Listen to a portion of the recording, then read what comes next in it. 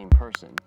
But the mirror image of a car has like an asymmetry, and so your brain makes the little quick substitution where you don't notice that it's weird, but if you actually think about it and you mentally rotate yourself into the being perspective, completely weird. Yeah, it's fucked up, and it's like it actually shows you how symmetrical biology is, like how our bodies are like super symmetrical, and that's like a deep principle. And how we, cheers. Cheers. Good morning. Good morning. Good morning.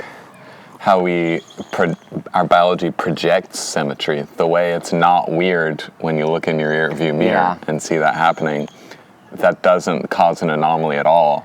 And that tells me that your biology is projecting symmetry on your perception. Yes, yeah, your perception is seeking symmetry, because I think for the same reason why biological structures you find a lot of symmetry to begin with. The way I understand it, the reason why that is because it requires less information to encode a symmetrical structure. Because of the fact that like you only have to have genes, like you have genes to make a thumb. Well, just copy them. So you can use the same genes to create both hands, so you only have to encode, with a few exceptions, like your heart is like off to the side or your liver is like off to the other side, but your skeletal structure is like pretty much just like evolution favored that because you only had to have one useful thing that got mirrored. You want maximum efficiency. Yeah, exactly. Right. It reminds me of the part of Immanuel Kant's philosophy that did make sense to me, where he seemed to be saying that the reason you can't perceive the objective world is because you are so much perceiving your biological lens perceiving the objective world. The way I just said how our biology projects symmetry onto the phenomenon of looking in your rear view mirror, and it looks like a right-seater car.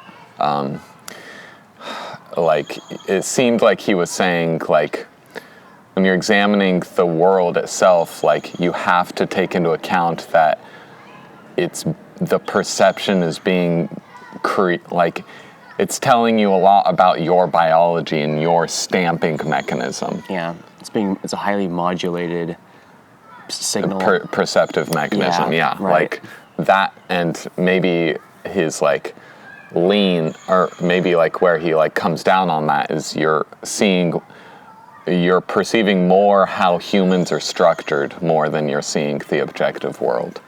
Right. Yeah, it's so like the same way that your genes are trying to be efficient by only encoding one structure and then mirroring it, your perception's attempting to be efficient by mirroring things where it can to sort of like get the benefit of that, the fact that sometimes things can work that way. It makes me think of Stephen Wolfram's ideas about there being like localized pockets of reducibility. And I don't know if you ever listened to that podcast with him on Lex Friedman. Anyone who uses a phrase like that on Lex's show, I just don't watch it. No, okay, and in general, I agree with you. It's normally a red flag that this person's just trying to like use language to obscure their tracks. Like, okay, let me see if I can even remember the phrase. Localized something visibility. Well, I don't really want to. This is reduced. Okay, it took him like 45 minutes to articulate this concept. There's no way I'm going to be able to summarize it in 45 seconds. Can you at least say the phrase again? Localized pockets of reducibility. Localized pockets of reducibility. Yeah, because his idea is that physics can be thought of as a kind of computational engine. This is Stephen Wolfram, by the way, guy who invented Wolfram Alpha, the website that single-handedly saved me in all of my college math courses. So he has that going for him, which is why I listen to this dude. He developed the ultimate graphing calculator.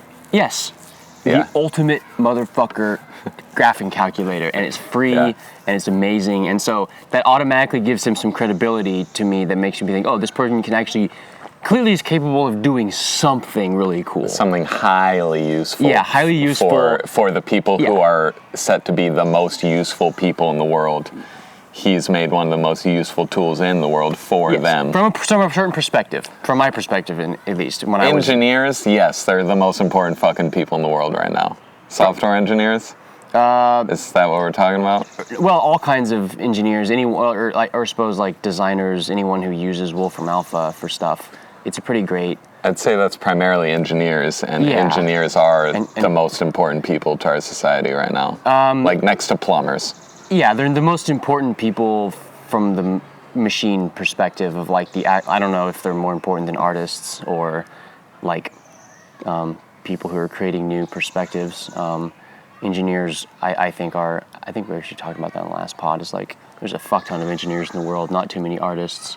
I don't remember how we got into that, but it's hard, it's almost like a chicken and the egg problem, trying to figure out which one's more important. We certainly favor engineers now, and it's a very, very small of artists, most of them dead, that are doing the engineer level legwork that Earth needs in terms of art. Because yes, artists are as important as engineers, as important as plumbers, but we don't recognize that right now culturally. So a lot of that action is from the unconscious, that their service is being rendered to humanity. Are you familiar with the Bauhaus school of design that like arose in, I think it was France. It was like where Art Deco comes from. I don't know, I've heard the phrase, I know what like Art Deco, I know like the Chrysler building is an Art Deco aesthetic, but I don't know what Bauhaus, whatever. Well, it's that idea that it was like the first time that people started consciously trying to incorporate aesthetics into their engineered items, and it like created like, it was like the first project of like, it was kind of like the first Apple, basically. And then that idea of synthesizing form and function has been like iteratively kind of crops up, but that was like the first time in the historical record, at least because that, industrialization has gotten to a point where there was like actually was mass-produced items, and so there was these generalized principles of design that were kind of, instead of just every article being kind of like a work of art unto itself, there was some kind of abstract notion of artistic design. And we take that completely for granted now, but it's interesting to think that there was a time in the world where like the idea of design couldn't be separated from the artifact because there wasn't multiple copies of everything. It's like samurai armor, and their samurai swords, and like every suit of samurai armor was a unique piece that had to be handcrafted and had an entire culture lending nobility to the act of making it as beautiful as possible. And then there's like Sarah always talks about her favorite chair, which is like this orange chair from the 70s by some artist. That's some like ultimately stable chair. Wait, is this a chair she owns or a chair she admires? Both. Okay. Oh, okay. Cool. It's like a $1,500 chair from the 70s. That's awesome. It's like orange and kind of funny shaped a little bit, and plastic and metal, but like ultimately like not going to break for eternity. Right. And like looks weird, but the look of it is inextricable from the function of it. Right. To be like the best chair possible. And of course that's like the ethos of Porsche as well. It's like the design is inextricable from the function of being as aerodynamic as possible, but also like as beautiful as possible. Like there isn't necessarily a distinction between beauty and function. In that case. In both of those cases, the chair and the Porsche. I think that idea of creating ergonomic furniture got really blown out of proportion. Like in the 70s, people came up with these ideas about creating these more like thinking from first principles, like, what should a chair be? You know what I mean? Like, Yes. freeing themselves from, like, From the ladder back chair. Yeah, the Anglo-Saxon Protestant chair. Clench. Yeah, exactly. Just like where you're just you're constipated and you're just eating your oatmeal with fucking no salt and you're just like shoveling it down. I don't know. You know what? I'm being unfair. I'm maligning. There's probably some lovely Quakers out there that are having a lovely breakfast. And I mean, now they are. Now that it's more of a choice, I think Quakers are probably having a much better time because they're choosing it. They don't have to be Quakers in 2021. Just like how So Quakers now, I bet, are way happier than Quakers like 200 years ago, whereas purely out of necessity. Yeah, probably just like people who are married are on average. Yeah. You're more like you don't have to do it now. So it's so much more based on your voluntary choice to do it. Exactly. But where was I going with that? Oh yeah. So anyways, these newfangled chairs. The one you're describing sounds like it was a first generation concept piece. I do remember there's some tropes with like, I think it's like in the 90s or something where like it got taken to comical extremes with like the whole, like you walk into like a conference room of some like new like some .com company or something like, and you're like, what the fuck is this conference room? There's just like a pink, just like a blob that's on the ground. Is like I just immediately think of the Men in Black waiting room. No, the Men in Black waiting room. No, yeah, right, and that's a perfect example of that trope being explored there. Yeah, the Men in Black waiting room. I think. Oh, what a beautiful scene. No, it's beautiful because I think what it is, it's like not foreshadowing, but it's like. There's some resonance there with like how all the aliens are like weird shapes and sizes. There's like the little guy, and then there's like the huge tentacle dude, and then there's like, and they're all like their own little. They're all chairs, but they're all like fucking weird. And you know, it's kind of in the context of that movie, they're testing all of the applicants, and the test is: here's a room that looks normal, but isn't. Here's a room that actually does not fit you as a human. At all. And how are you going to react to it? How are you going to react to that? Right. And Will Smith projects his order on the room. Yeah, he goes. He drags the table. He doesn't need the world to conform to him. He'll just like create a solution with what's there. Right. God damn, that's a great scene. It is. Yeah. It's a great movie. Yeah. It connects to a prompt I had yesterday, which you haven't commented on yet this morning, but like design, art, wedded with function, wedded with engineering, makes me think of my prompt about old age and how old age sits on different people. And how you see the statement of their life written into the lines of their face more dramatically as they get older.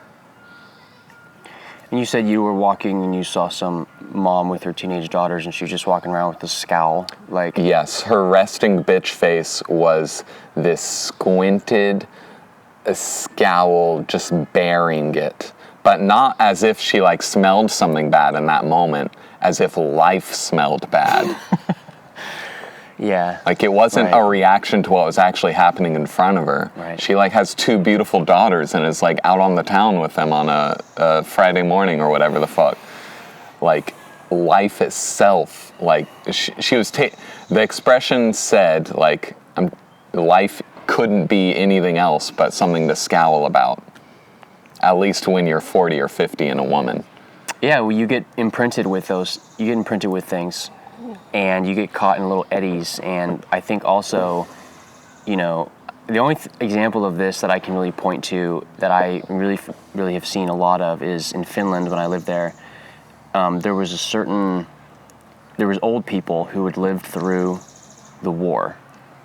And World War II? it was the war that followed World War II. It was the Finnish Civil War. Okay. And it was... In like 50s Korean War days?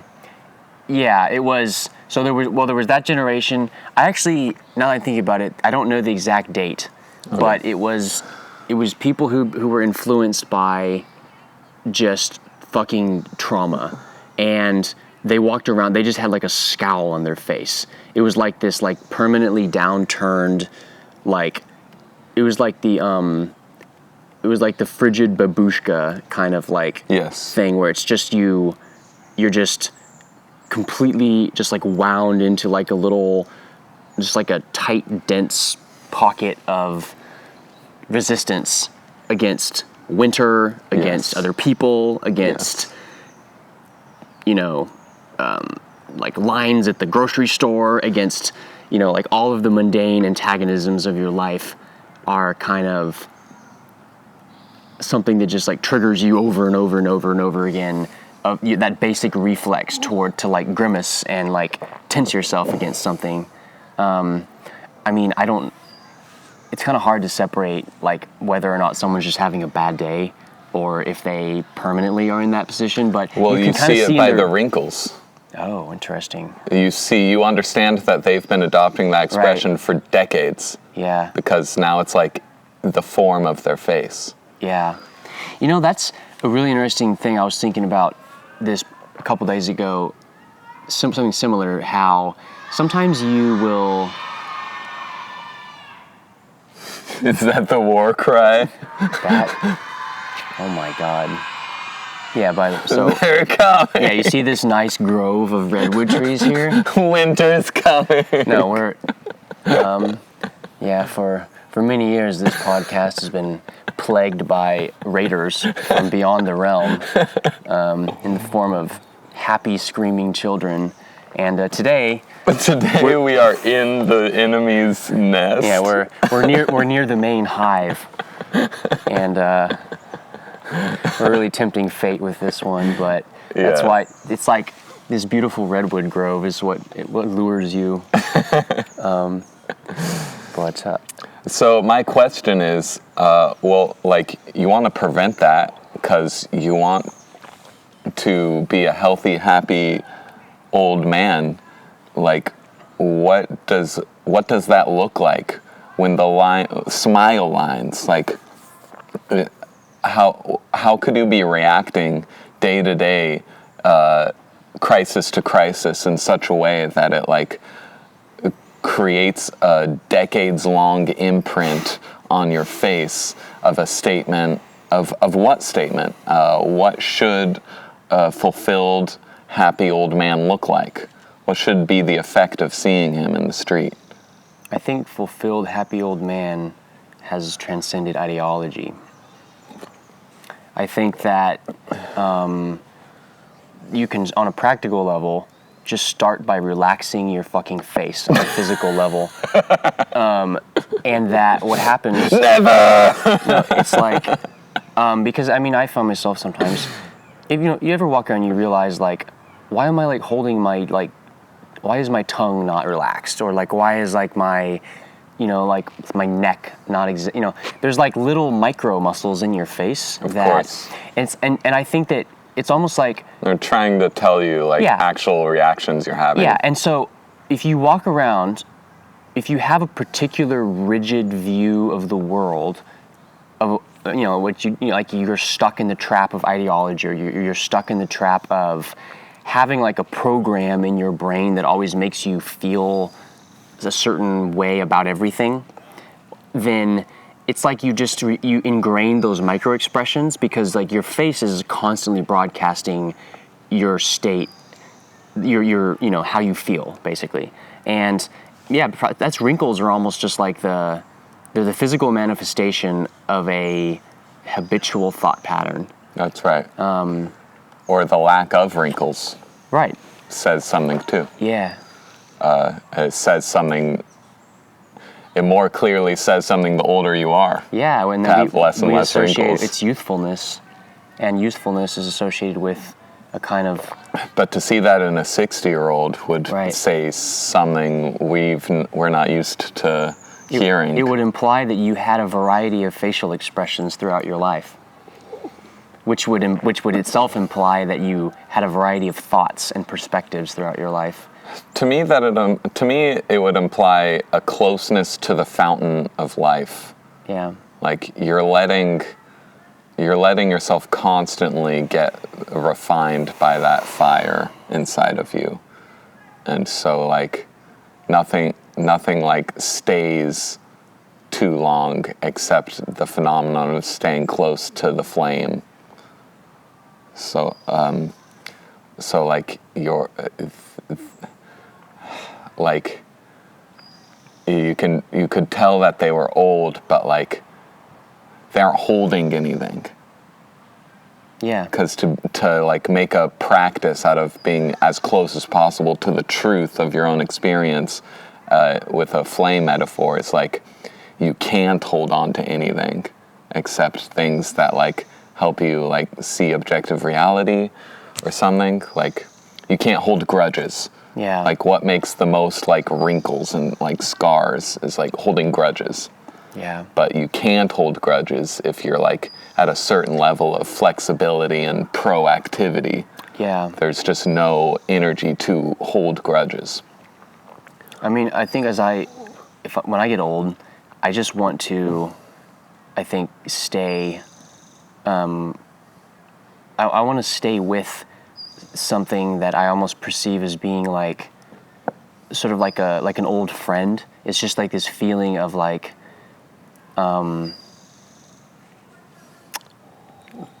just sort of like remembering what it felt like to be a kind of unformed block and have a part of you that is open to being molded and not have that as an active archetype. Yeah. Within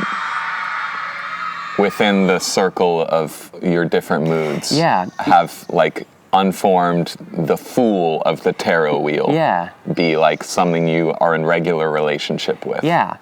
It's naivete. Have the ability to like be like, well, yeah, I'm still, I don't know exactly who I am. I am yet a student. Right. And it's not knowing who you are is not the same thing as not being anyone, because you are who you are on some level, in the same way that there's a bunch of stuff buried in the ground that no one's ever dug up, but it's not like it isn't there. You just don't know about it. You can't talk about it.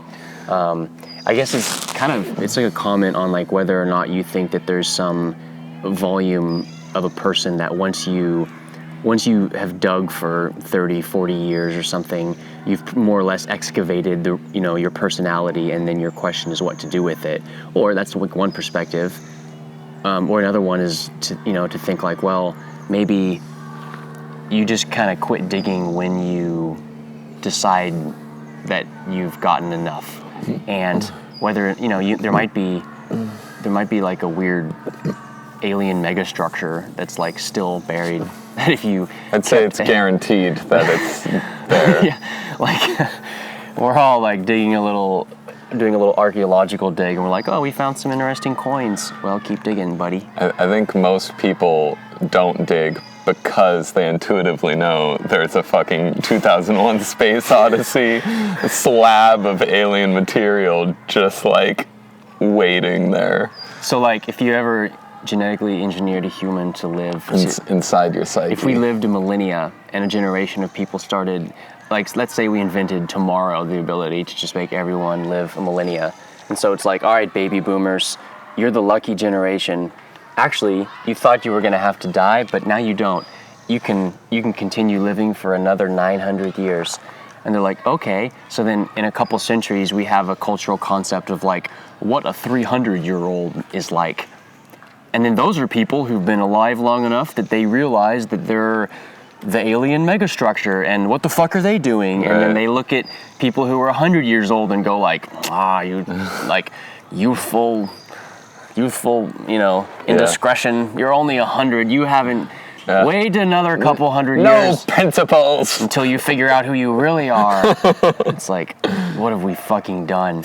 Like, maybe, it's like the human lifespan is kind of calibrated to a certain set of expectations that we, about what we think is possible as an upper limit.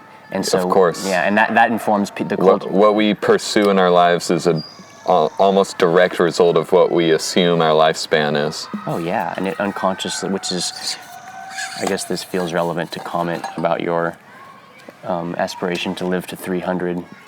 Perhaps it's related to this. Yeah, I have bigger goals. I'm not... Yeah. The pressure on life in the 21st century seems to be presenting an opportunity for human development that's basically alien. Yeah. In the eyes of our generation before us. Right. And I want to see what happens, and I want to achieve way more. Is this what you want? What are you doing? I'm actually searching for... I want to go still back to the old age and how it sits on people. Yeah. It's an exciting subject to me because of what investment does in your portfolio and what a well-built portfolio does and what mutual funds do. If you're taking out from your paycheck to put more into your mutual fund or your portfolio that you're intelligently doing investment in, it does an exponential curve. For the camera, it's like this, like 10 years, 20 years, very slight gradation, but then it fucking skyrockets up the more it builds on itself. 30 years, 40 years of investment and reinvestment. So a blue-collar worker or a plumber can just like pick a very conservative mutual fund that gets like a guaranteed 7% annual growth every year, and every month takes 10% of his paycheck and puts it in that mutual fund, and then all the earnings every year that he gets from that extra 7%, he reinvests that back in, and he can never grow his annual wages and end up a millionaire easily because of that exponential thing. And that's what values do too. Cultivating values and virtues, they build on themselves. And so I see a woman like that who's just embittered and is reaping the results of assuming that 40 and middle age and on is about being embittered. She's been investing in that reality every year up to that point. So, like, comparing that to the potential of what you can be spending every day investing in terms of attitudes, instead in terms of being proactive about how you want to react to the world, how you want to react to disasters. Being 50 should look fucking glorious, I would think. You know? To see a 50-year-old person should be this fucking like, look at all that fucking exponential returns they're getting on their principles. So, you know, when I have sometimes a vision of myself as an old man.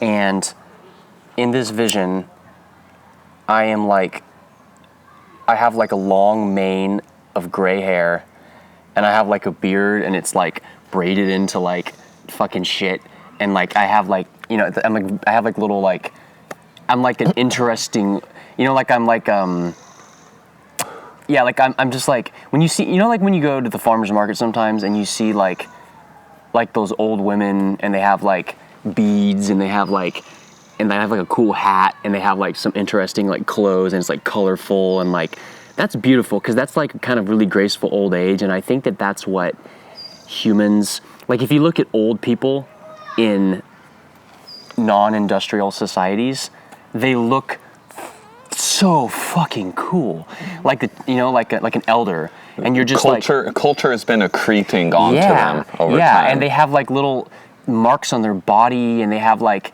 even the way their face looks is like a testament to a lifetime of like experiences, and it's because they haven't really. Maybe they're like they don't have a culture of discarding themselves. They don't have a culture. After 40 They don't years have a old. culture of dissonance, and that is kind of a unique challenge. It's kind of a unique challenge to when you're living in a youth-focused culture, an exponential, where the exponentiality, if that's a word, has been kind of like moved into the realm of achievement, external achievement, and like the internal development of yourself has been sidelined, or it's been brought under. Everything's been folded into the guise of external development, where as divorced from inner development. Yeah, so we're like, if you want to look, the cultural foundation of this is like the company man, where you go, at some point in your life, you're 20, 25 or whatever, and it's like, welcome to the firm, so and so. Here's your office, and you're like all like you got your brown hair, and you're like in your suit, and you're like you're still fit, and you're like your briefcase, and you're like okay, and then like flash forward 30 years later, you have a fucking pot belly. You got a gut, fucking double chin. Yeah, you got like the button-down white shirt that's like buttoned tightly over your gut, and you're just like you're sitting there, and you're like you still got your cup of coffee, and you're like. Yep, got 6 more years on the retirement clock. All right, and so your image the whole time has just been the destination, and you've been in this like long doldrums of just coasting through. But man, my accounts are doing great. Okay, I guess I can buy an RV when I retire, or something. And I think those right. I think those returns they think they're getting should. They should be reflected in your physicality, in your health. Like, your engine, the engine of your physical mechanism should run better at age 50 than it does at age 30. Right. Certainly your psychology should, but like, I think that should happen with your physical mechanism too. Like, why can't you just operate at peak functionality till you just fucking drop dead at like 90? Like a straight back to 95-year-old taking morning walks and doing like strenuous physical activity and doing fulfilling work till he fucking just drops dead. Yeah, it's a kind of like there's like a kind of vigor or something that is present there. My principle informing all of this is old age is what you make it. Because my principle informing all of this is life is what you make it. And so when I see a 50-year-old woman who like isn't happy with herself, like I think, what injustice has been done to you by your own unexamined assumptions? It didn't have to be that way. It does not have to be that way from now on.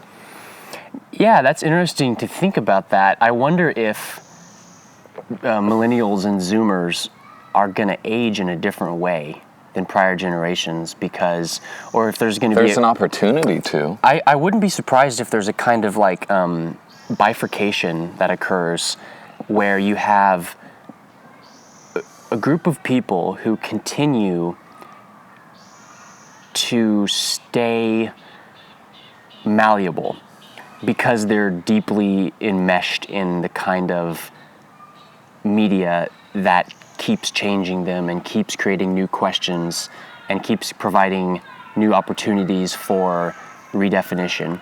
And that's something that was hard to do in prior times because you would have had to become something like a world traveler or something like that in order to attain new kind of raw material. But now that there's kind of like a more accessible source of raw material, that the main input that it requires is curiosity and willingness. Mm-hmm.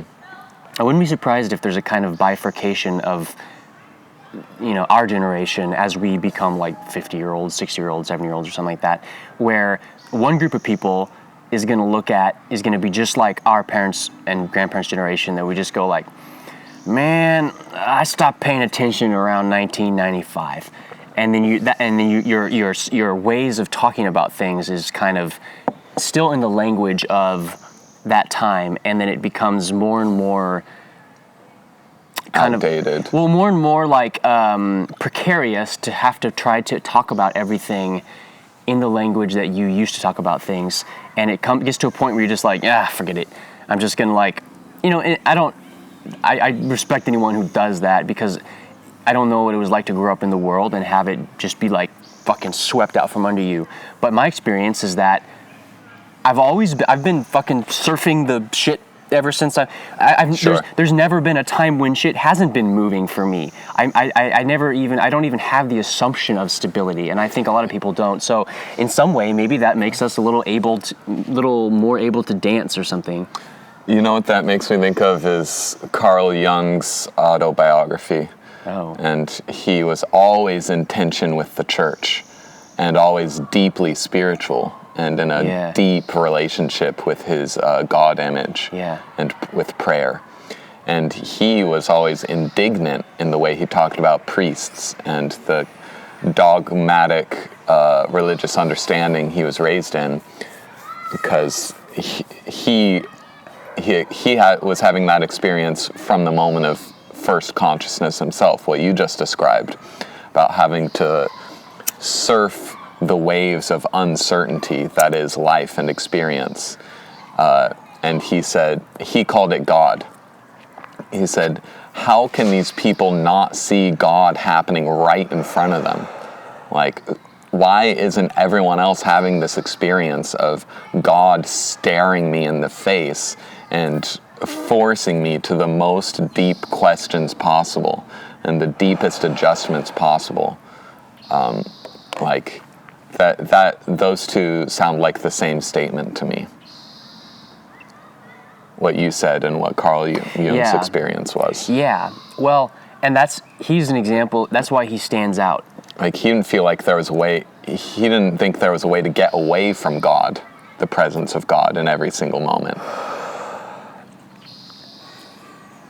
Yeah, I think another thing that was particular to kind of Jung's overall philosophy, as I understand it, was his kind of generalized equanimity towards things, where he was willing to take in the opposite of everything he thought, where he was willing to contend with his shadow, like much, to a much higher degree than any particular pressures were putting on him, and that sort of like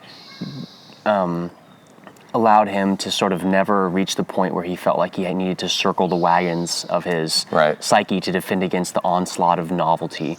Well, from the very beginning of his psychological development, the God image was inextricable in his definitions from all that is.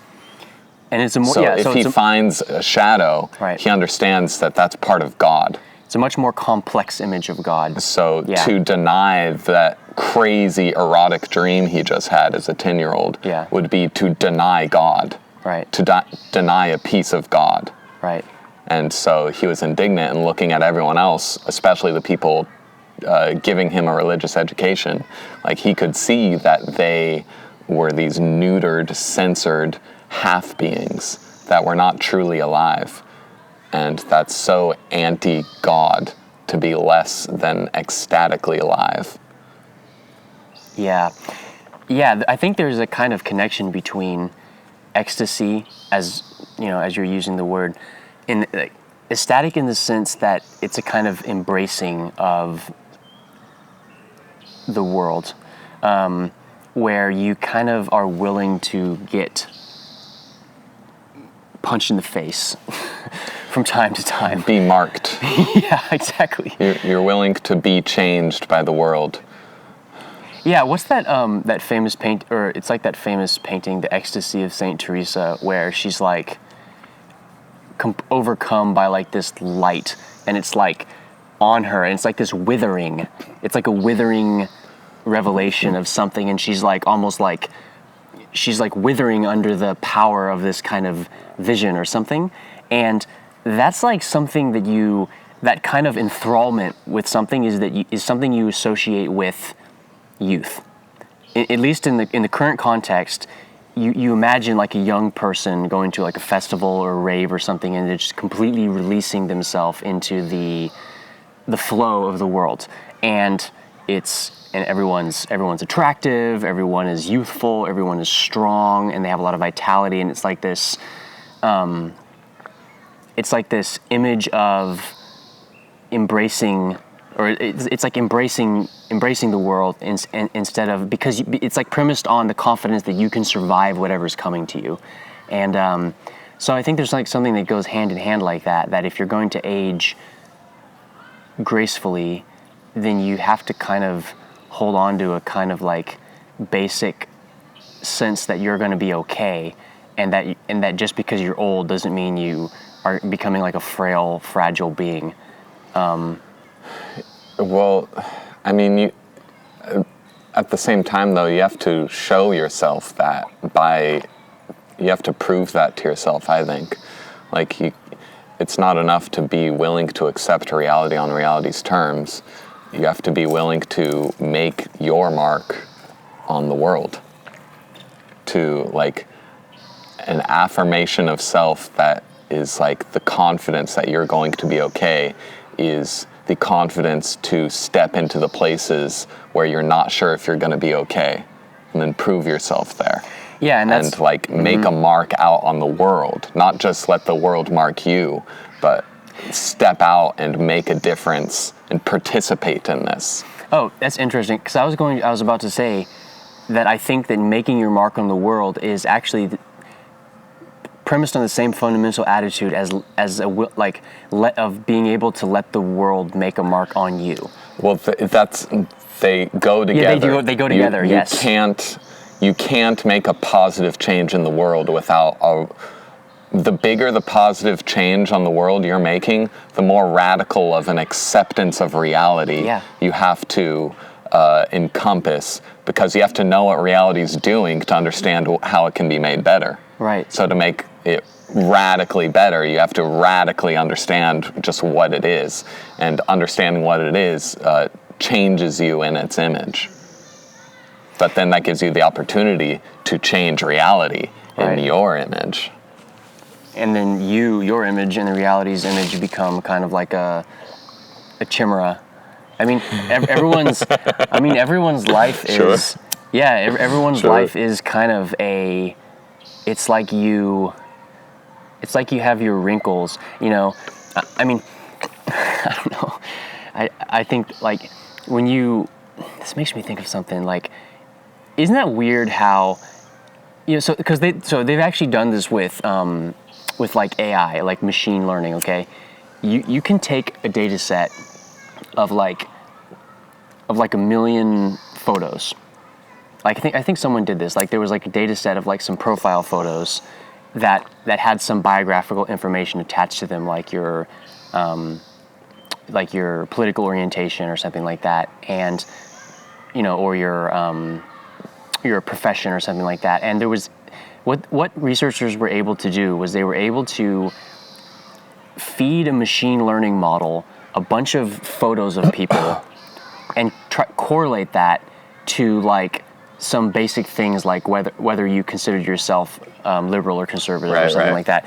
And turns out that it's possible to predict to a level above random chance what someone's beliefs are just by having a computer look at the image of their face. Of course. And and it's like that resonates with experience, because, you know, sometimes when you see someone walking down, you know, you see someone in public and you go, oh, that's I just know I know what kind of person that is. Mm-hmm. That person probably owns, you know, is more likely than another person to own a snowmobile. Why do I think that? I don't know. They're wearing the same clothes as everyone. They're literally wearing jeans and a t-shirt. Mm-hmm. But just by looking at their face, you can tell something about the personality of this person. It's like the marks that there's like these little micro things that like it's like a hidden unconscious imprint that everything has put onto you. over time. I remember in Paulo Coelho's, one of his books, he wrote... Oh, The Alchemist? He wrote The Alchemist. Yeah, right. He wrote a book, like, specifically about, like, sex and orgasms, and the protagonist was a whore. Or, like, a man Right. more innocent Right. in love with a specific prostitute. Yeah. And he had this kind of side observation that recurred a few different times in terms of the different kinds of clients that would come in to meet this girl. And Paulo made this generalized distinction of rich people and hyper-rich people. Where rich people like are trying to look rich, but then the hyper rich people are the most unassuming outfits and just ripped jeans and have no like need. The hyper rich people have no need to prove anything by their appearance. Yeah, they also don't have his need to just like... And he was making a generalization that like, that's how you can tell who the hyper rich gentlemen here are, is they don't need you to know. Yeah. No, yeah. And, you know, it's another thing you can see is that like people who are like hyper rich or have some kind of really high status thing, they don't move as much as other people. Like physically? Yeah, they literally don't fidget as much. And that they don't have this kind of nervous energy. And cuz you know, you could look at a scene of like a bunch of people standing in a crowd or something and be like, okay, which one of these, the person who is, you know, who's the president and who's the Secret Service? If they're all just wearing, you know, if they're all wearing suits, well, the president is the one who's standing there and isn't moving as much and is acting more like deliberately, because it's not like a reaction. They don't have like a reactive mode of going about life. One would hope. Yeah, right. Sure. That was a bad example. Yeah. Talking about the archetype of the president as if we've had an archetypal president like within memory. My archetypal president is Denzel Washington, okay? Just kidding. No. Harrison Ford, Air Force One. Yeah. Right. Don't take that from me. I wouldn't want to. Yeah. We need a restatement of that for sure. We need a restatement of that. That's true. Yeah, I was listening to... Man, what a travesty. I'm just thinking of Obama now. He could have been a great Denzel Washington. He was almost there. Yes. Was he almost there? Yeah. I mean, it seems like abject failure. On a superficial level, let's be honest. He was, but really not on any other level. I don't know. I was thinking, like, who was the best president? That's a good question. I feel like I really don't know enough to say, but from my completely naive perspective, I feel like Eisenhower was like the last time there was a really kind of just like, yeah, that's what a president should be. Sure. President. And didn't have like this kind of, didn't come like bundled with like... And what were some Eisenhower traits that are informing that for you right now? Well, he just wasn't part of the culture war, really. He was part of an actual war, Korean War, for one. But he wasn't part of the culture war.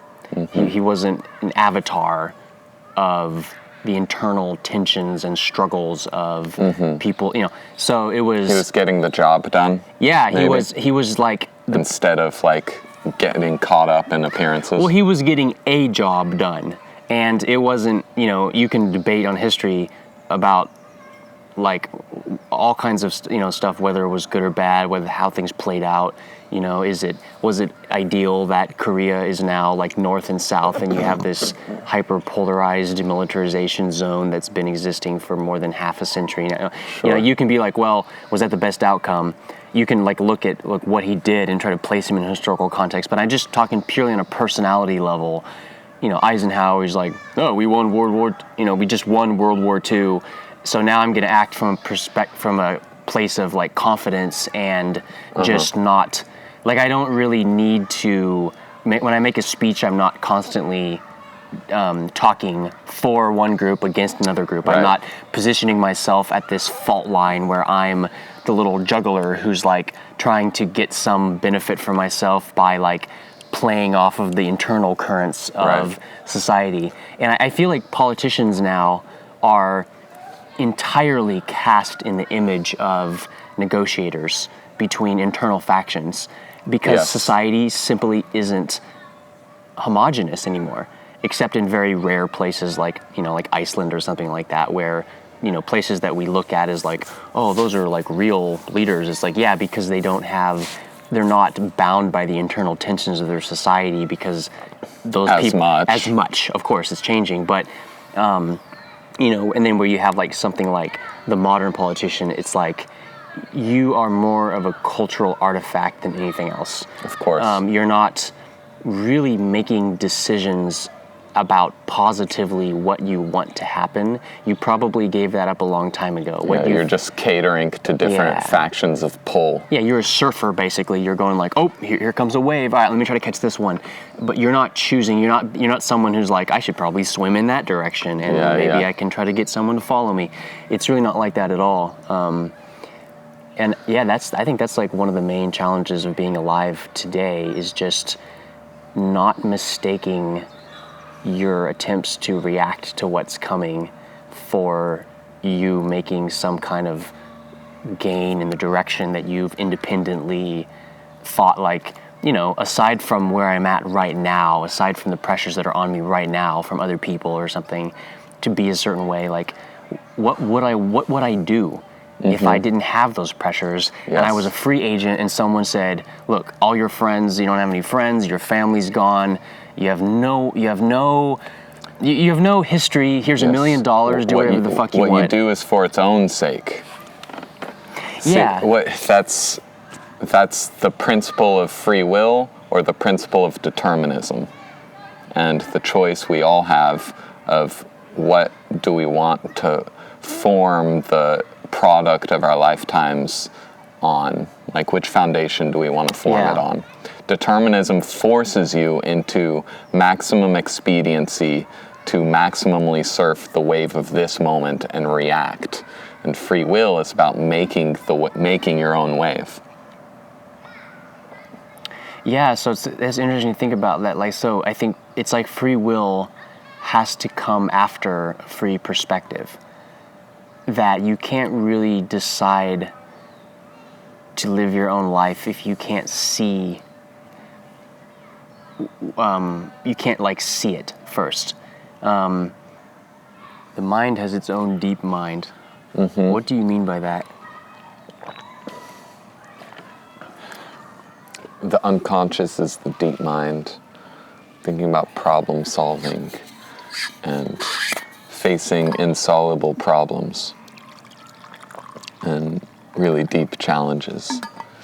And in my doing that this week, I remembered a resource I had that was my unconscious, my intuition, my dreaming. Like, I have a deep mind that works on these things too. Yeah, it's like there's a kind of like processing that's happening behind the scenes that is kind of offering you up solutions that are like derived from the cumulative. Oh God. What? Here they come. Oh my God. Oh no. We might have to move if they're. Oh God. They're stopped now. The camp counselor is incongruously dressed as a hot dog. Oh, I didn't even realize that. She just turned around and is leading them all back the other direction now. That was close. Oh, wow. That was close. Dude, I thought we were safe over here. Because like there wasn't like... You're never safe, Stuart. I'm going to like open the door to my bedroom one night and they're going to be all standing there in the hallway just like, like, just slam it. Dude, that's probably what parents feel like. Oh yeah. When you have like no escape. When you have like a 3-year-old and you're just like, even your house has become infested with little humans. Oh man. The deep mind is a resource that breaks these things apart and pieces them together in unexpected ways and produces novelty. And like, it does work on your surface life situation problems. Right. It's just that it works on them in its language. Right. In the language of dreams. Yeah. In the language of archetypes. And that is a mental resource we have. Yeah. To attack bigger problems of engineering or bigger problems of creativity or just like practical problems. Okay, so the way I'm thinking about this in terms of like a model is that you have your conscious mind, obviously. It's your the set of ideas that you have about things, the kind of like consciously felt or consciously experienced reality that you're working with. You have your identity, you have your ego, right? And then you have the unconscious. And the unconscious, I think it makes sense to divide it into 3 parts. On one level, you have the personal unconscious, which is like the set of experiences that have imprinted you throughout your life, like you know, of course, right? Your childhood, and so part of your deep mind is going to be partially drawing on those prior experiences. And if that wasn't true, then you wouldn't dream about people that used to be in your life and stuff like that. So clearly, there's a personal experiential seeding that occurs to where it informs your unconscious. And then there's also a second level, which is your evolutionary deep mind, which is what you feel when you look at a snake, or what you feel when you see a storm cloud, or it's something like that. That's like not your personal experience, but it's something that's the human condition, right? And then I wonder, this is where it gets a little more like on the fringe territory. Does it make sense to posit the existence of a even deeper layer than the evolutionary mind? That's like some kind of like, I suppose, like a cosmic deep mind, or it's like a deep mind that is drawing material that is peculiar to consciousness itself, the universe itself, the Big Bang, this space, time and space that we're in. Is there something there that's even deeper than the evolutionary thing? Like it's something that is beyond the human condition in the same way that the human condition is beyond the personal condition. So I'm like, do you think that makes any sense, or is it entirely just a evolutionary? I just don't think it goes in a straight line like that, except for the convenience of saying it in English language. I think calling it a cosmic deep mind runs a practical danger of assuming that it's hard to access. Your dreams are a function of something beyond those first 2 levels that's obviously like from somewhere else and has some other basic understanding that would fit into this third category of the unconscious. What's an example of something like that? Like where my deep mind has been working has been in working out new solutions for how to make money in a very short-term way. Like how do I want to make money on my terms now? And like I keep coming up with solutions, but I still need more solutions because I still want to make money on my own terms, and my deep mind is like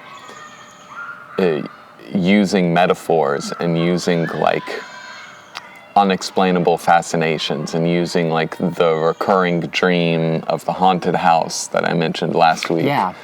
And a recurring dream of the beatific sunlit room house that has like hella more rooms that you didn't know were in your house.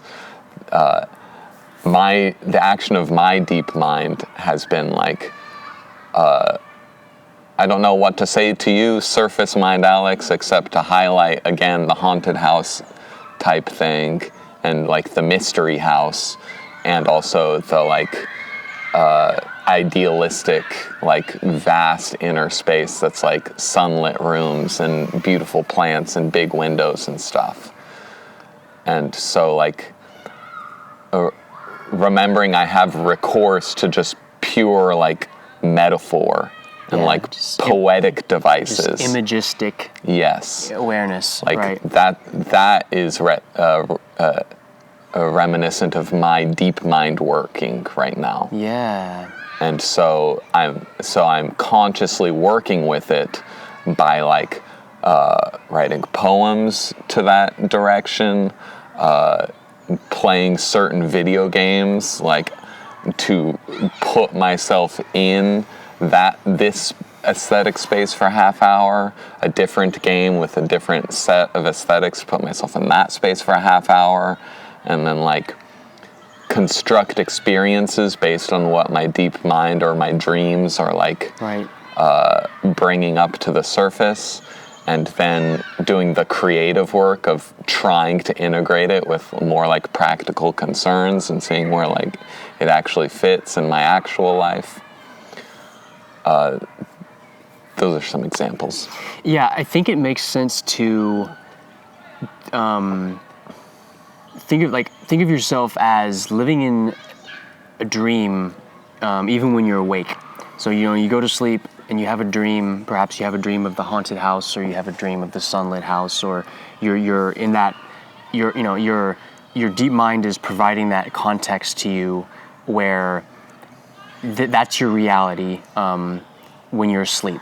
And when you wake up, you're still. I think you're still in that reality. You're still. Yes. It's just that you're kind of like how the stars are still there in the daytime. Yes, that's a fantastic analogy. And it's just it's not like they have gone anywhere. It's just that you're on a consciousness trip for half the time, and you're not on a consciousness trip the other half the time, or 8 hours or whatever long it is.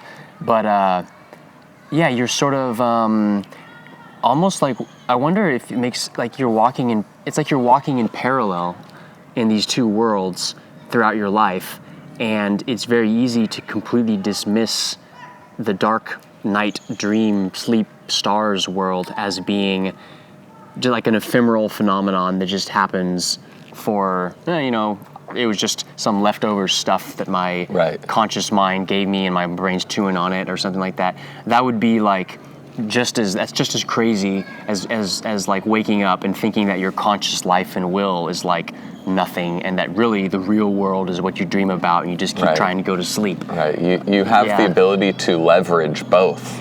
Yeah. In the aim of your goals. Wouldn't that be really cool to sort of try to integrate your dreaming life with your waking life? That's what taking naps is.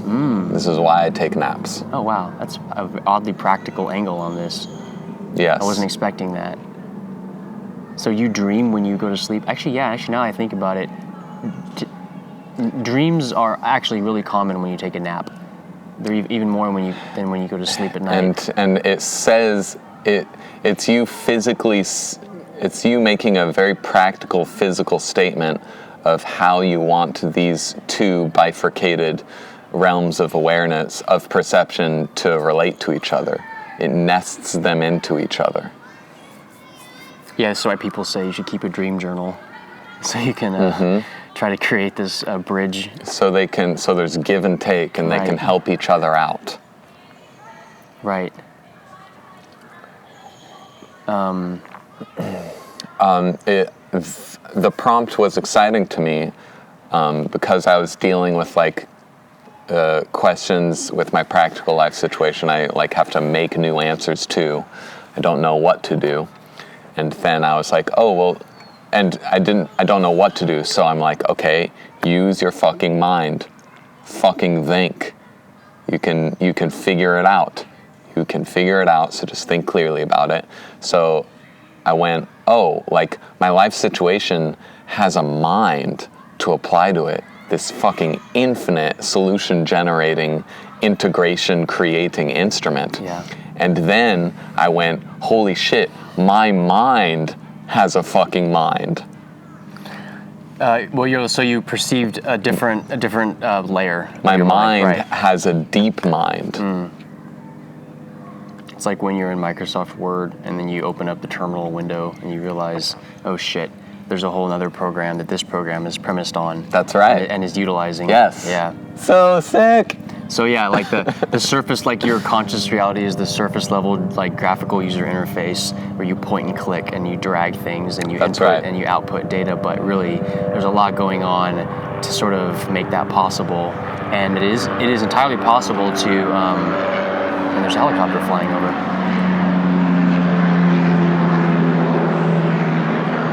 What would Jung say that represents? Represents an interruption in my, no, that was a pop-up window just there, and I just had to close that.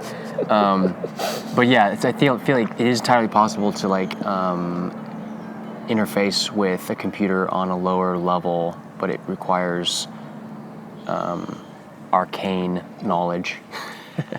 It requires a kind of like hidden occult window into things that are not obviously apparent. And it's funny to think about like occult as being a socially defined thing, because if you say what is occult? What is occult symbolism? Well, OCCULT. Yeah, it's like the occult is.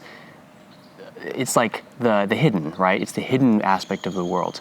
Well, hidden from who? People, other people around you. It's what people are not talking about, and yet is still real.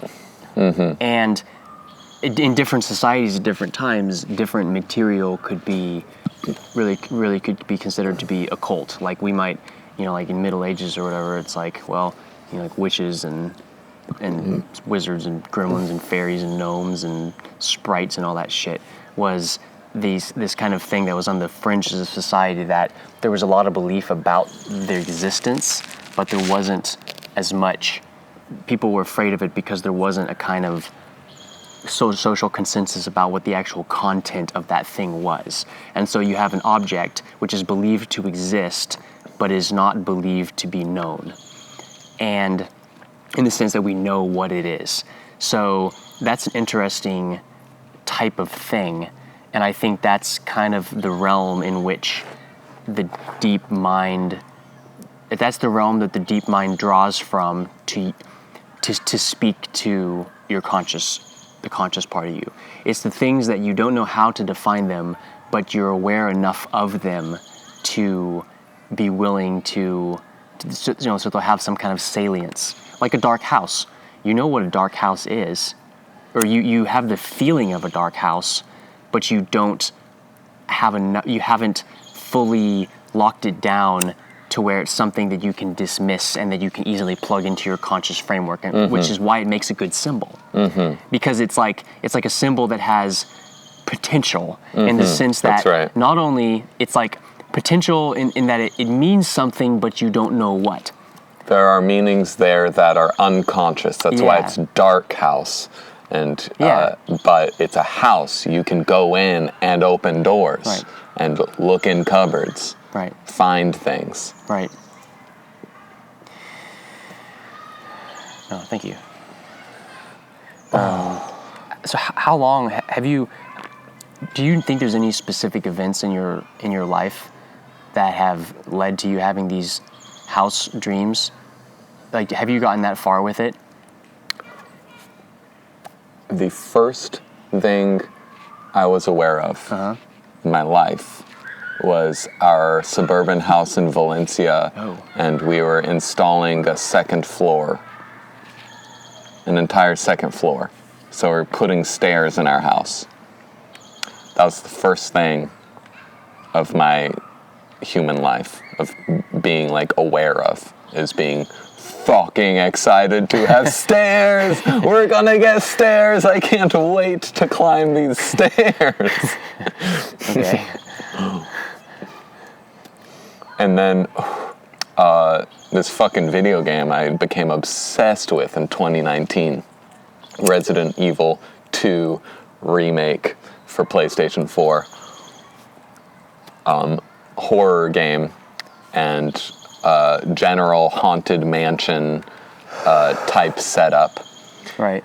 And I've played that series of games my whole life, but very casually, because they never were effectively scary, but had a really stimulating, like, thriller noir mystery aspect where you have to, like, find clues and read people's letters and, like, decipher the letter to understand what you need to do in the house next. And discover hidden places.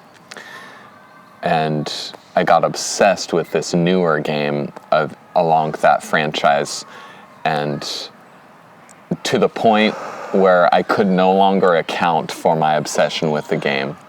Like, you can finish the game in about 10 hours, and I've probably clocked 500 hours.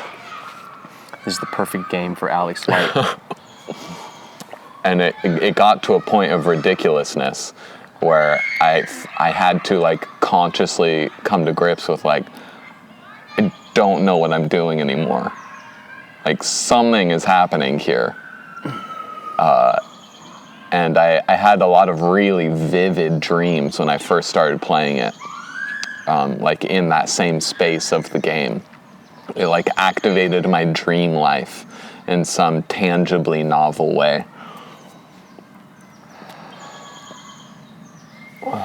So to the extent that those dreams and that fascination has continued and deepened, I've been forced to be like, okay, that's like an active archetype for me to use here, because it's not going away.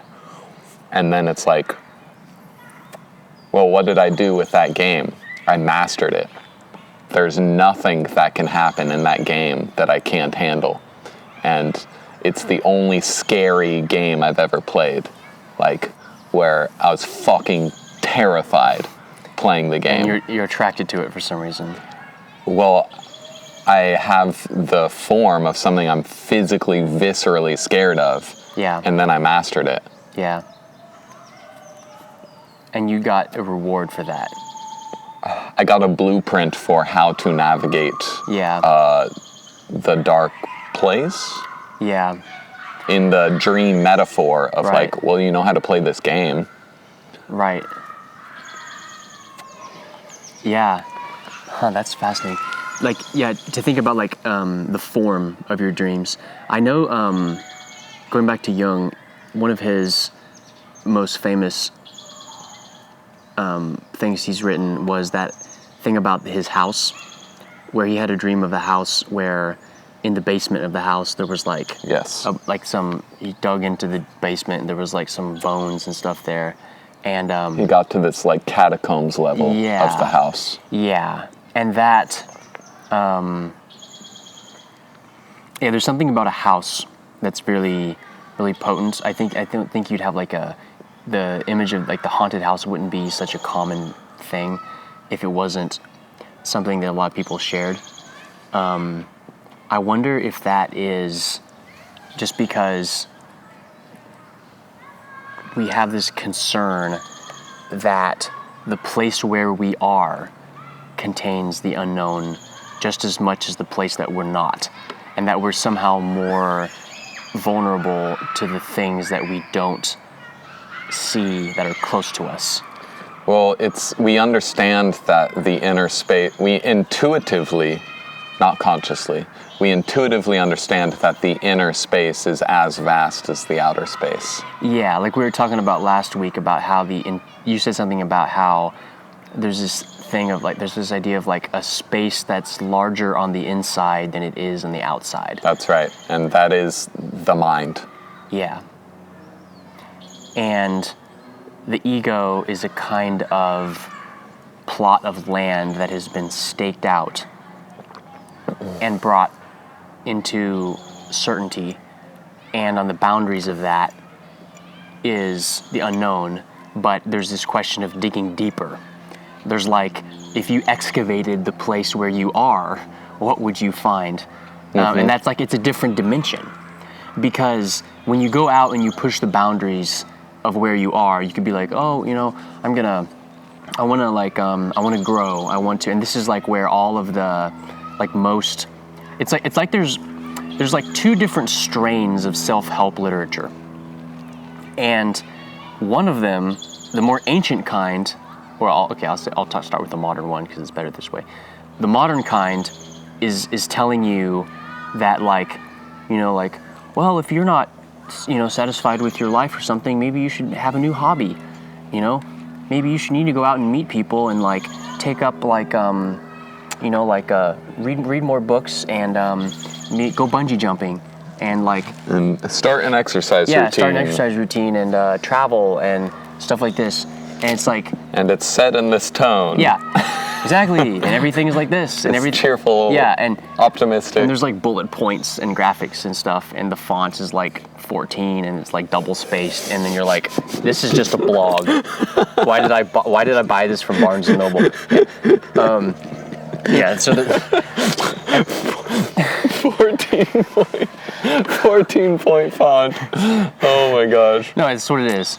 It's like a lot of books now are just printed blogs. Yeah. Which is sad. And I see that as being analogous to a kind of lateral movement in one's psyche, where you're staying at the same level of awareness, but you're expanding the scope in the hopes that you're going to take in more interesting material. And you might. Like, you really, really might. It's not bad advice. Like, yeah, sure, expose yourself to new experiences, new people, new attitudes, and stuff like that. But I'm thinking of another direction of progress, which is in the vertical dimension, that is kind of like, you know, well, and this is the more ancient kind of self-help thing, or the more Buddhist, or actually not even Buddhist really, you know, Buddha doesn't have a monopoly on this. It's the kind of like inner work where you're digging and you're like, I'm not going anywhere, I'm staying right where I am, but I'm going to start excavating the layers and see if there's some kind of occult bone catacomb something that I can dust away, and I can figure out something that changes my perspective without really having gone anywhere. Mm-hmm. And so what's interesting about that is that if you conceive of this as a geometric metaphor where you have a kind of the lateral expansion of the scope of one's life, and you think of the vertical dimension, that's like the depth of one's life. And you can, of course, excavate things, but then, you know, if you really take that geometric metaphor seriously, there's a kind of there's another direction of that vertical dimension that also points upward. So you can, and that's like the Tower of Babel, basically, is that like if you want to try to build some structure that's going to ascend to heaven, you're fundamentally operating in the same dimension as excavating where you are. Mm-hmm. If you're going to build the Great Pyramid, you have to dig to the bedrock. It's if you're going to quarry stones to stack up. The vertical up version of that is the magician tarot card, the magician archetype, the third eye symbol, the bird's eye view. Yeah. Getting a bird's eye view, seeing through the veil to the code, the matrix code of how things are being constructed. Yeah, it's the tower. It's the wizard's tower that you build. Mm-hmm. It's like, does Isengard have a basement? Probably. It probably has like 20 levels of basement below it. If you went to fucking Isengard and was like, yo, Soreman, like, so like, how many buttons are on your elevator? He's like, The buttons have buttons. Yeah, and like, oh, you thought the ground floor was the bottom? Wait a second. No, there's like a magic spell that I do that makes more buttons appear, and then like I can push, there's like sub-basement level 13 that when I push that, you know, that's where I do my real magic, is the very bottom. You know, and that's where he invented orcs or some shit. But yeah, so I mean, it's, I guess, you know, to continue on this metaphor thing, I guess there's something about proceeding laterally that is like somewhat arbitrary, where it's like, well, you can go in this direction or this direction, and it's like you have a lot of like, you know, going left and right are a lot more similar than up and down. even in terms of the fact that we live on a flat spatial expanse, that you can go in circles all you want. You can expand, but fundamentally, if you venture into new territory, it has less to do with the self and more to do with the world. It's like there's almost like an axis of the self and other axis corresponds to the vertical and horizontal axis, in the sense that the other is always the other no matter what direction you proceed. But the self has a fundamentally different character whether you go up or down. And your lateral movement horizontally, it runs the danger of being arbitrary if it's not coupled with regular journeying in your exploration of self. Yeah. Down subterranean style and up understanding of reality style. Yeah. You want, just going out into the world to act on the exterior world is warrior archetype, and the warrior archetype runs the danger of being destructive if it's not in allegiance to a center, if it's not pledging allegiance to a wise king, which is your affirmation of self and your ability to explore yourself and actuate yourself. And so what you do in the outside world is anchored by meaning, anchored by fulfillment of values that are unique to you. Yeah, are you familiar with this king, magician, warrior, lover? Yeah, that's model? what I'm talking about. Okay, yeah, gotcha. That's... so, in your understanding, is that like a zodiac thing where you kind of pick which one you are, or is it more like a successive levels of development kind of thing? No, it's the self is all of them intermixing at any given moment. That's my understanding too, right? And isn't it the king is sort of the encapsulation of? I think there's a kind of order in which there's sort of an order of development. I think there that you can't really be the king when you're first born. You're working with more like basic energies. I'd say the king is pre-existent, but it doesn't get instantiated. It's nascent. It doesn't get instantiated physically without the integration of that pre-existent center with the magician, with the warrior that goes out and does productive work in the world, with the lover that embraces the dance of what is for itself. Right. Like all four are necessary to instantiate the king. So in that sense, yes, the king represents a final summation, but it's simultaneously the first spark too that starts the whole process of perception. Right. It's that thing that can't be taken away from you. Oh, interesting. It's the thing that can't be taken away from you. Yeah, it's that sense of grace and belonging to reality that can't be lost. So we were talking about just a second ago, like this, I think it was actually, no, it was the beginning of the podcast this morning. We were talking about how we're kind of, our generation is kind of like, we're aliens. Like we've grown up in a world where everything's changing, and so we're sort of natively, we're native to a kind of world where we have this kind of alien consciousness. And so, like, I guess, isn't that really just the end result? That's like alienation come full circle, in a sense. That, it's been said that alienation is the central theme of the 20th century in terms of literature.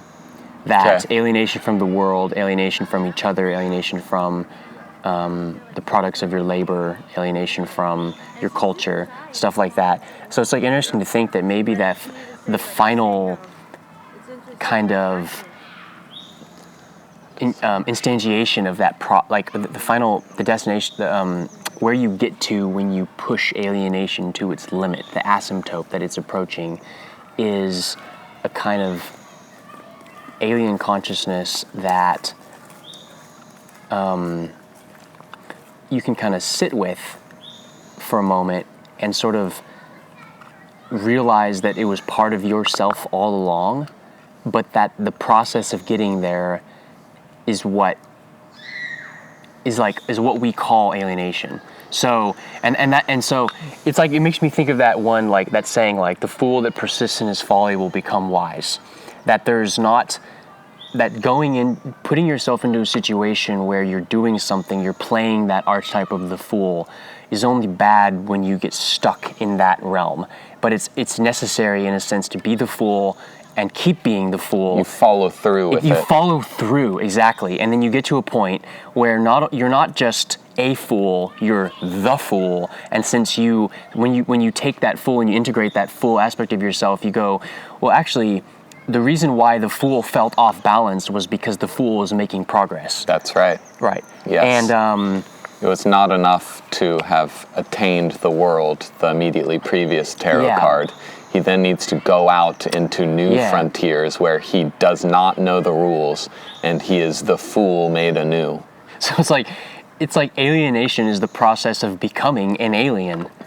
It's not necessarily a bad thing. No, it's not bad at all. It's the achievement of Western civilization. Yeah. What is alienation but finally having freedom from each other and a space from which to decide what we want to do with ourselves, independent of what culture is telling you have to do with yourself. Yeah. It's an objective space from which to make a clear free will decision of your own before you interact with the world. I think that's a really important lens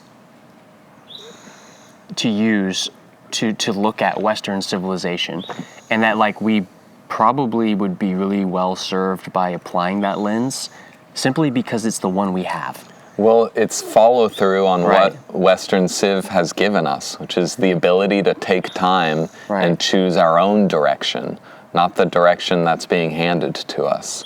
Right. You can call that alienation if you want to be a negative Nancy about it, but it's a pause of reflection that people fought to create for you, and now you have a space to decide.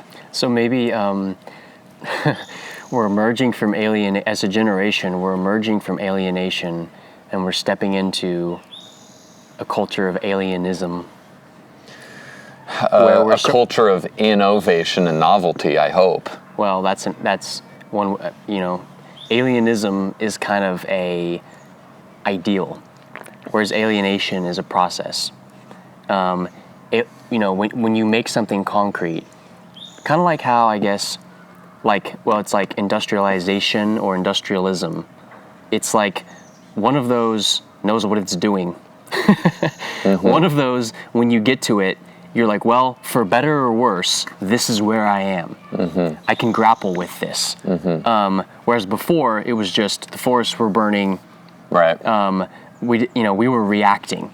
And now it's like to a point where it's like, well, now we're living in kind of like a post-industrialization is industrialism. Post-alienation is alienism. Sure. And that's to me what it feels like. It feels like we're reaching a kind of new metastable state of, like, at least I think 2020, like post-2020, to me, like I've been really thinking about this, like what is the post-2020 era?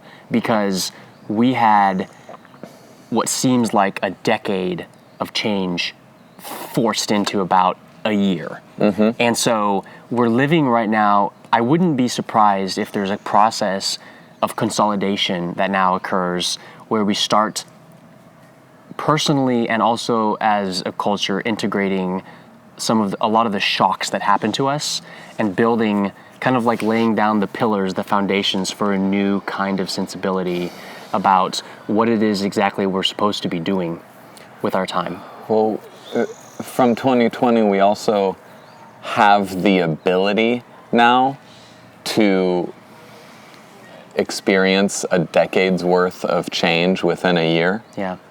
Now, just by virtue of disaster, we have the ability to navigate that.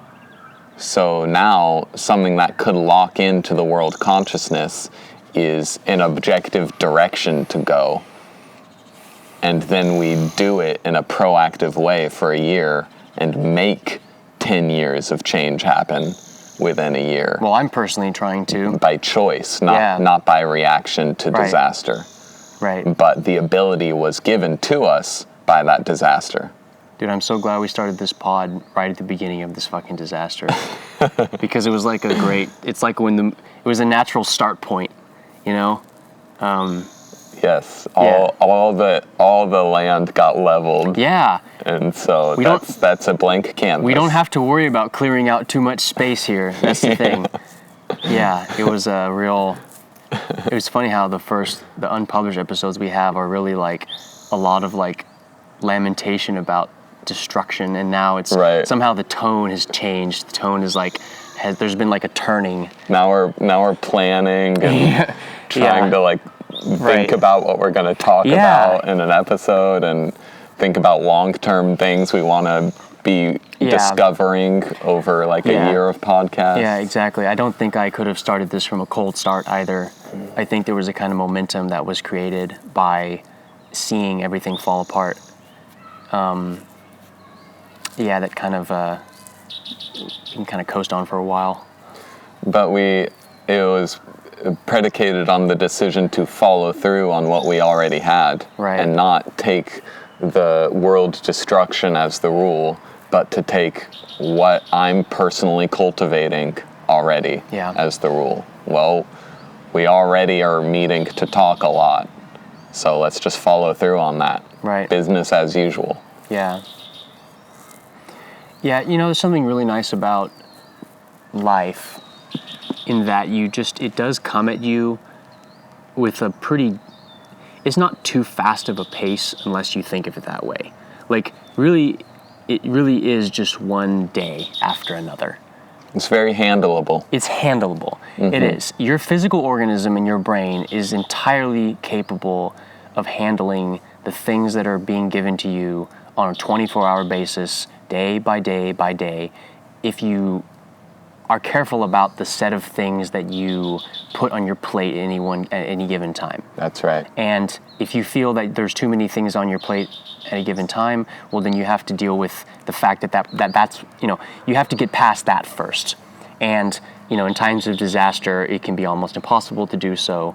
But I'm glad we were able to, and ultimately, you wake up in the morning and you go, am I going to scroll my phone, or am I not going to scroll my phone? That's like the modern restatement of to be or not to be. It's got to be better than that, though. Well, that's where you start. It's got to be two positive statements. Am I going to scroll my phone, or am I going to make an experience happen? Not scrolling the phone is the same as not smoking cigarettes, which is why cigarette smokers can't ever quit.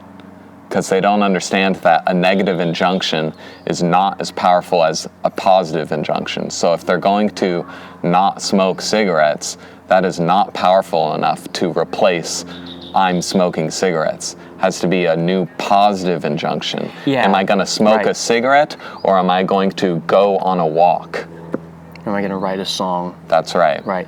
Yeah, absolutely. I think those negative injunctions are they're necessary but not sufficient. They're a necessary first logical step. Yeah. If suffering is here to teach you how to end your suffering, then the first step of logic in a place of suffering is okay, what do I clearly know? What am I sure of? I clearly know not this suffering. Yeah. And then you have to understand that, okay, that's good to know that, not this suffering, but it does have to be cultivated and aggressively grown into this thriving situation, not just not suffering.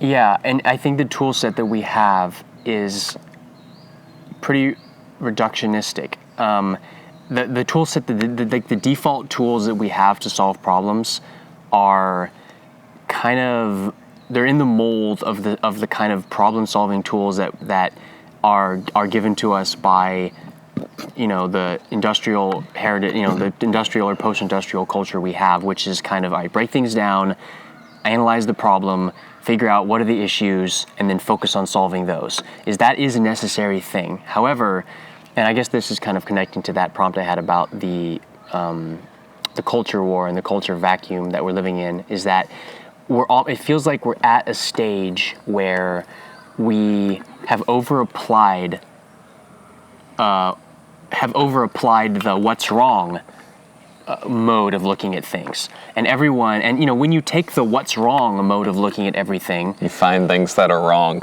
And you find infinitely. Yeah, and you get an entire population of people that are at each other's throats just arguing about who the bad people are. Mm-hmm. And the antidote to that is never going to be convince all the bad people to not be bad, like ever. Because as soon as you do that, you're just going to find new things that are wrong. Yes. And so it's like the antidote to that is a positive articulation of, okay, well, let's just put a pin on that. Let's put the pin, let's just set aside the bad people thing for a second and figure out what is the thing that we want, that we're working towards, that even makes it justified that we give a shit at all that there's bad people. Like, why does it annoy you that there's bad people in the world? What is it like? What a perfect example of this is climate change. Okay, so we have this sense that, there's global warming, the coral reefs are getting fucked up, and the ocean acidification, the methane, and the CO2, and the species biodiversity, soil depletion. Okay, there's a fucking litany of things that are fucked.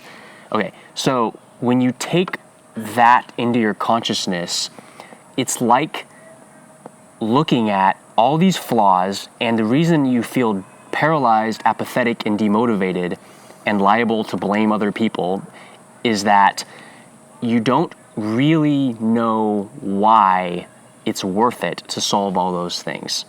Mm-hmm. And that's you don't have a positive goal of what can I make right. Yeah, and so on a base level, you're kind of you're reduced to being someone who is obliged to act as a defender of the good side just for the sake of doing that. And then you're like, oh, so is this what life is? It's just being a hall monitor, or trying to get away from the hall monitors? Which side am I on? Okay, do you really want to live that way? Maybe it's just maybe you should, we need to work on something that is positive in the sense that we can go, well, whatever our differences are, we can set that aside, because if we get this thing, if we go into this direction, if we are able to achieve that, or we're able to reach some kind of new vision or something of what the world is, it will make these other problems we have seem like they really are worth solving and dealing with, and then we'll actually be motivated and we'll want to do it, and we won't have to just play this little zero-sum virtue game.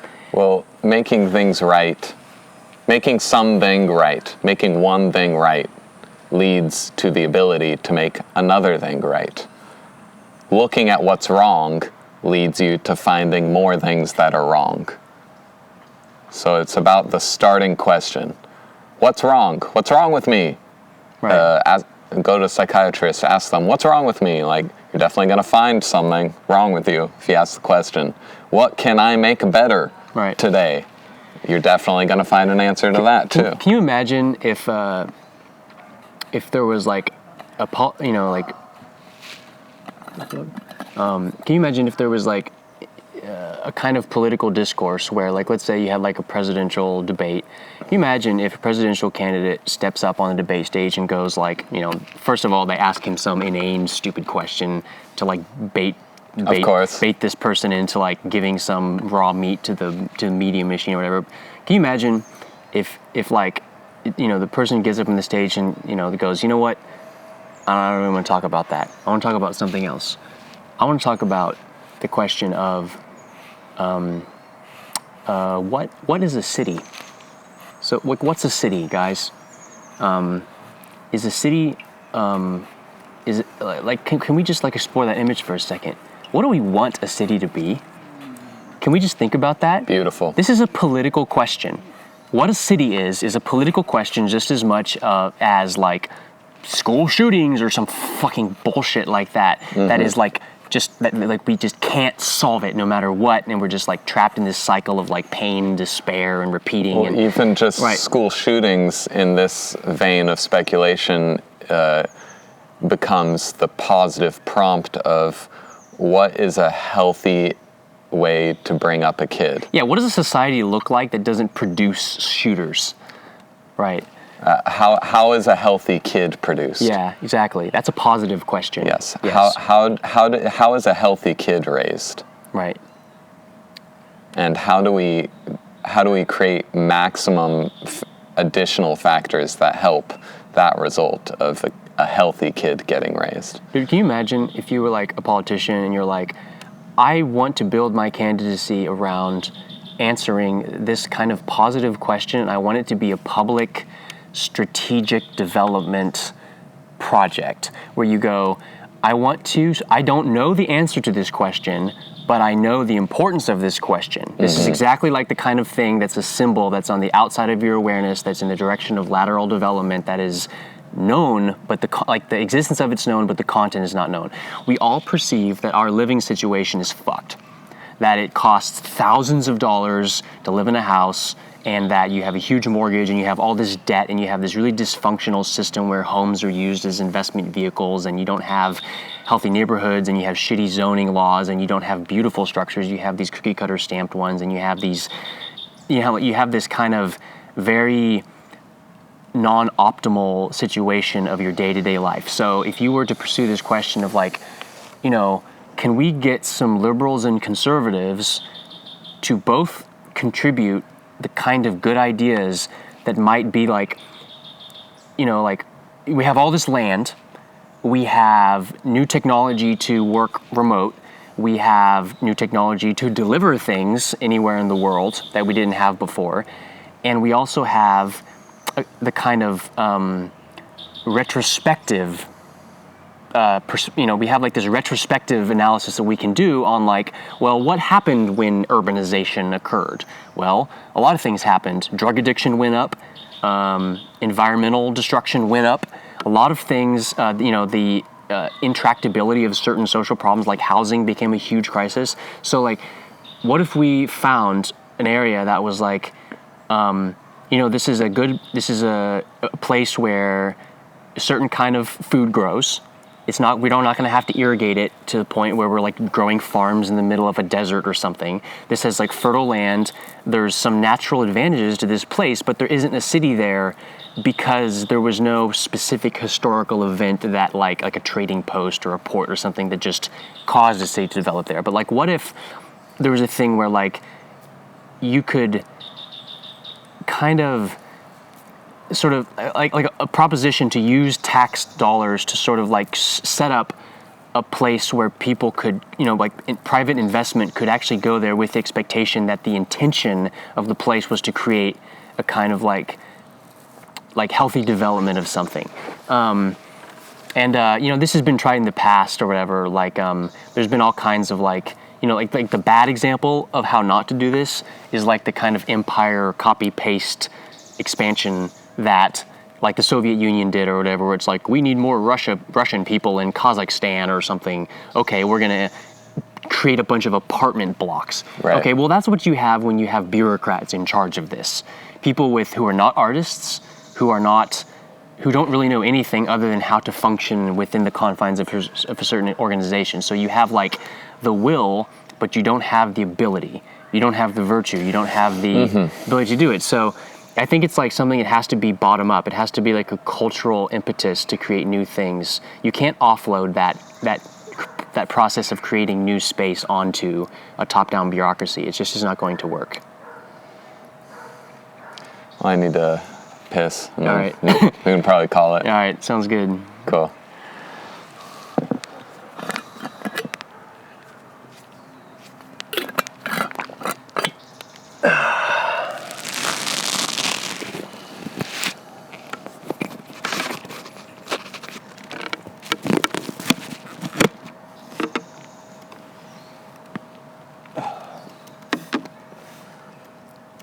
You have a really good instinct about when to call things. I can't get away from the reality of my inner experience.